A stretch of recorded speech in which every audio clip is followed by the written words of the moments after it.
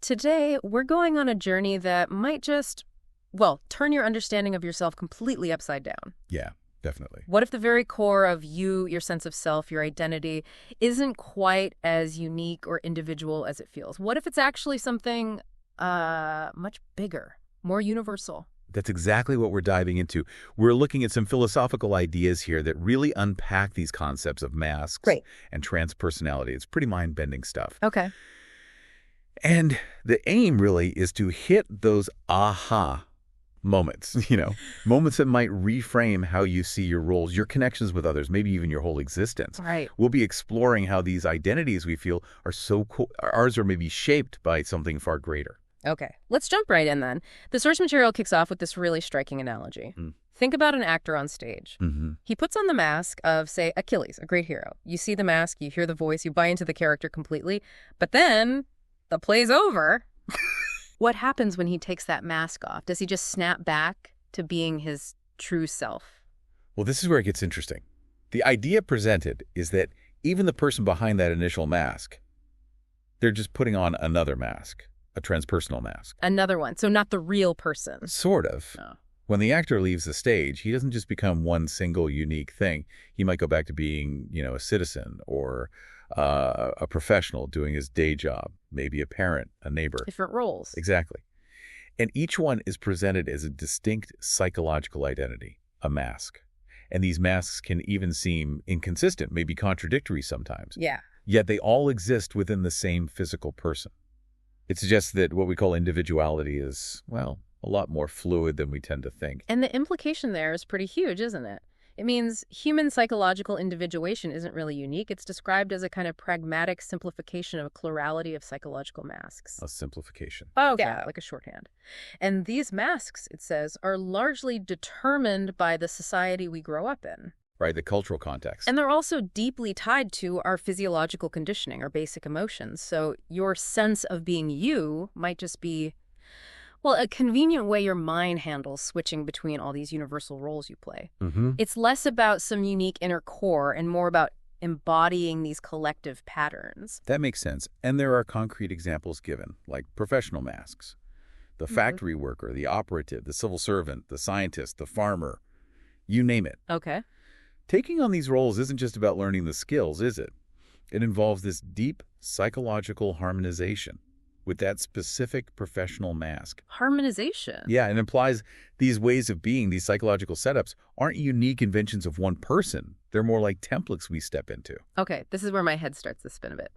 The feeling, that sensation of being a particular mask and experiencing it as totally unique and unrepeatable, that feeling is attributed to something else. Something else. Yeah, to the subject or the presence of the I am, which is not a person.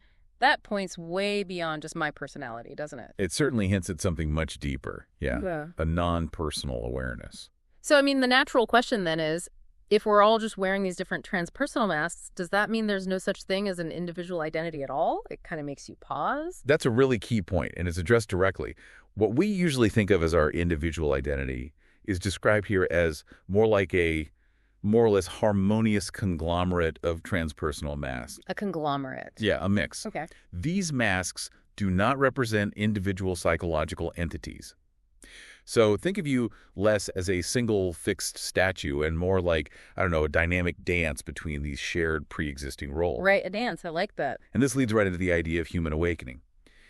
In this context, awakening isn't about trying to become some perfectly unique, separate psychic being. It's not. No, it's about understanding the transpersonal nature of the soul life and the transpersonality of the I am or being. Okay, that's a mouthful. Transpersonal nature. It is.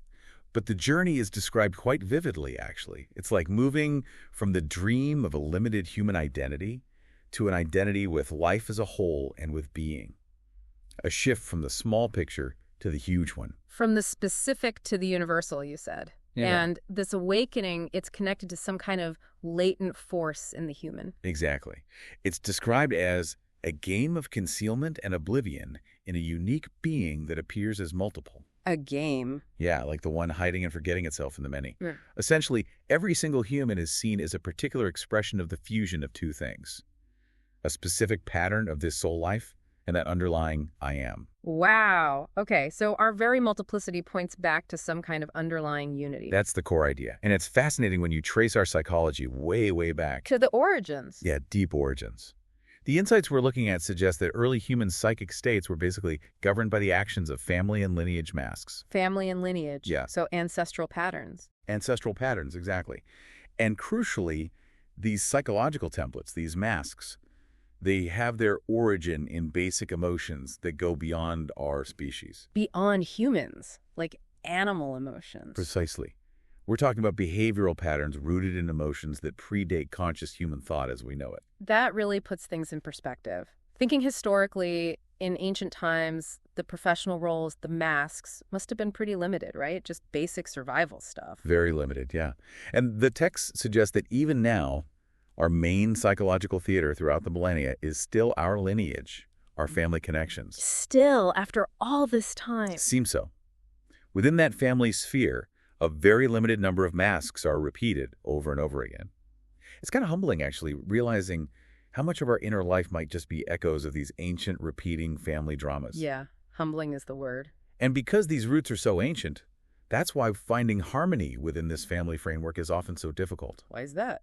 Because the basic emotions supporting these lineage masks have inertias of many millions of years. Millions. Wow. Imagine trying to shift emotional patterns that have been running like grooves for literally eons. It's not something individual willpower can easily just change. Okay, that deep inertia makes sense. Now, this connects to something really current and maybe surprising. A direct question is posed. Do the new gender masks we see today also have to harmonize with these ancient basic emotions? It's a great question, bringing the ancient into the now. Yeah. And the answer given is, yes, they do. The psychological shifts introduced by what are termed transgender masks, they do not change the psychological actions of affection that have been repeated since the origin of our species. So the underlying emotional patterns remain. That's the argument. And it's pointed out that things like discrepancies between the gender of the gonads and psychology of the gender aren't actually new. They apparently always existed in some form. Interesting. So it's not a modern invention, just perhaps more visible or understood differently now. Perhaps. And effective neuroscience offers a key piece here, we're told. Apparently, the masculinization of the gonads and that of the brain are two independent processes. Ah, okay. Physically separate processes. Right. And beyond just the biology, human psychology is deeply symbolic. It takes these physical processes and weaves them into complex stories, narratives of thinking, feeling, and willing. So the stories change, the expressions change. But the underlying emotional drivers might be the same. So whether we're talking about transgender masks or even completely new ways of forming families through medical reproductive science, these new expressions are still fundamentally plugged into the same basic emotions that have driven us forever. Seeking, anger, fear, the need for social connection, maternal care, play. The bedrock emotions. Exactly. They still respond to the same neurotransmitters that conditioned the human theater of the past. The stage set might change, the actors might wear different costumes, but the fundamental drives are ancient. That's a powerful way to think about it. Okay, let's shift to maybe the toughest masks to see as masks, our family identities. Yeah, this one hits close to home for most people. It really does. I mean, thinking of being a mother or a father as just a mask, something separate from your unique essence, that feels incredibly difficult, almost wrong, doesn't it? It feels deeply personal, absolutely. But this perspective pushes us further. It argues that just like being human isn't strictly an individual attribute in this view, neither is being a god. Okay, wait, being a god is an individual. How does that connect? Well, the idea is that before gods and men was and is universal consciousness. So even the divinities we worship, they are described as transpersonal masks of consciousness. Masks of consciousness, like archetypes. Kind of, yeah. And human personalities are just consciousness showing up in a human soul-life form.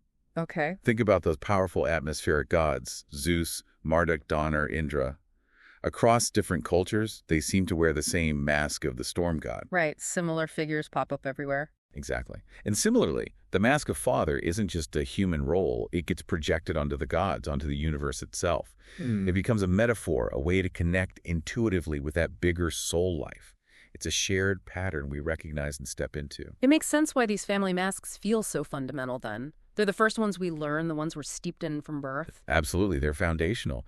But the argument goes, if you can step back and look at detachment, their transpersonality is clearly shown.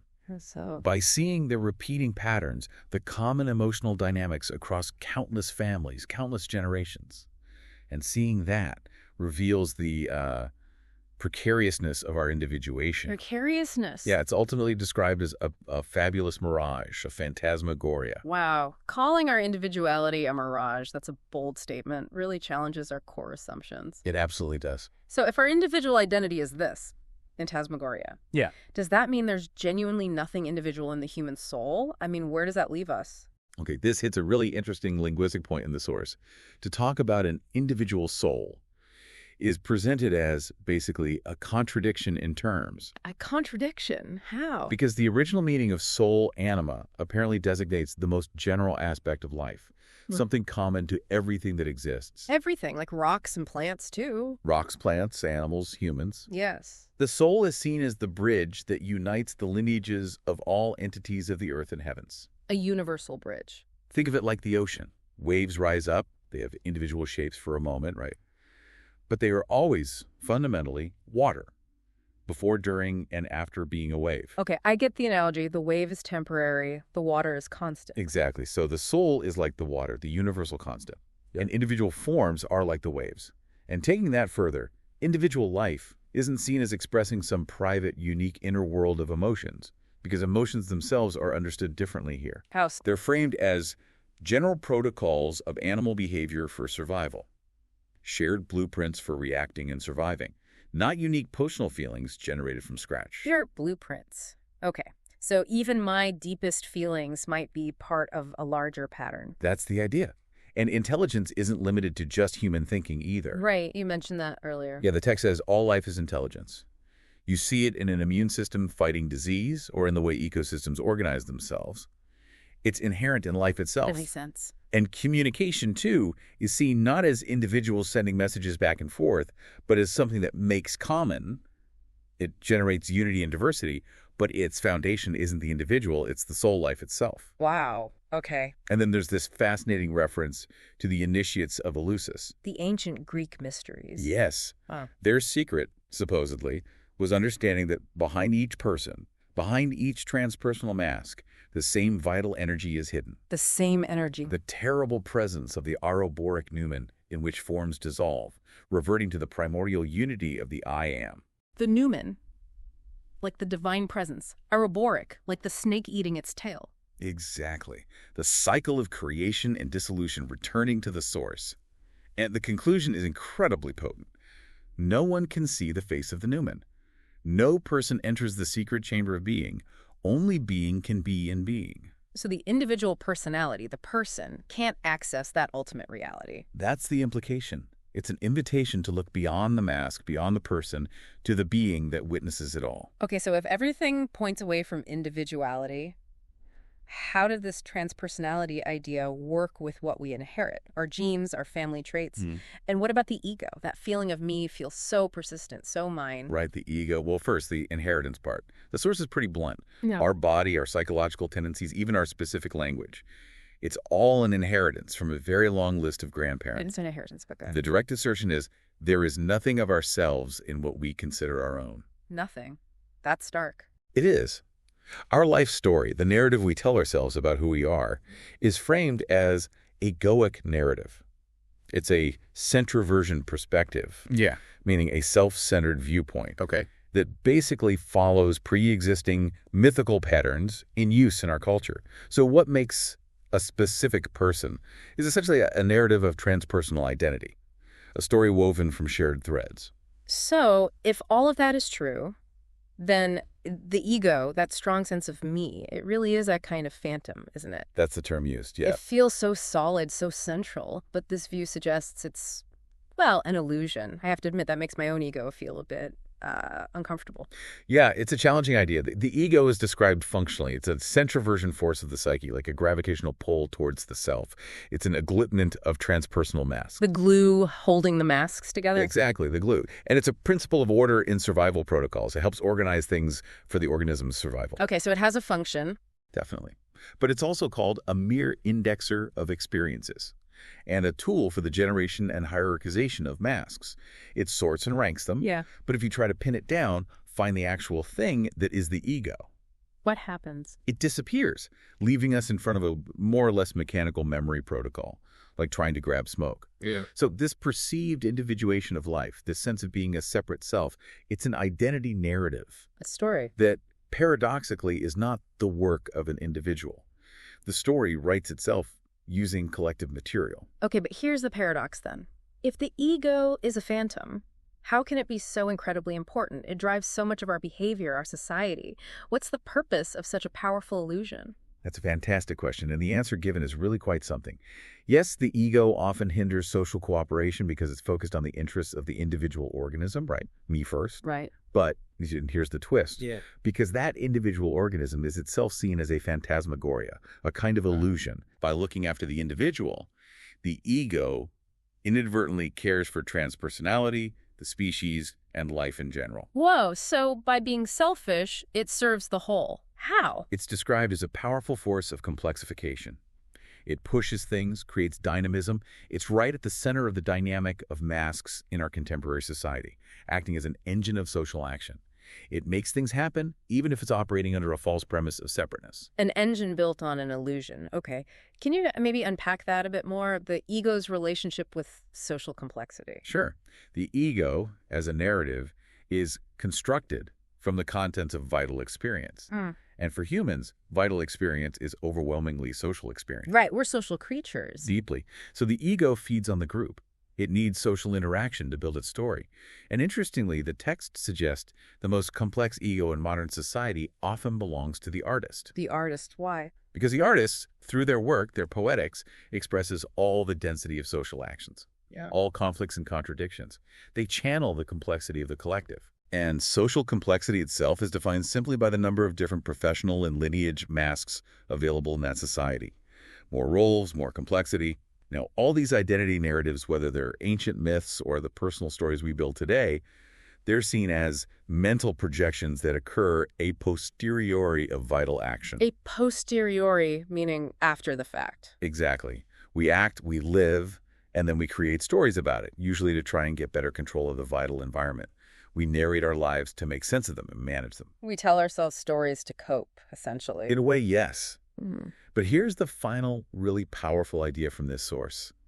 These narratives, these stories we tell, just like the ego itself, they vanish before any careful examination. Vanish. Like smoke again. Pretty much. They're called evanescent toys of vital experience, linguistic and symbolic phantoms that point to something else. Something else, which is... Consciousness force. The underlying reality they hint at, but aren't identical to. So the stories aren't the real thing, just pointers. Exactly. Which leads to this concluding thought. All these things we perceive as solid objects, identities, egos, they're actually liminal. Liminal, Meaning on the threshold, they're not completely non-existent, they're not something empty, so they have a reality of sorts.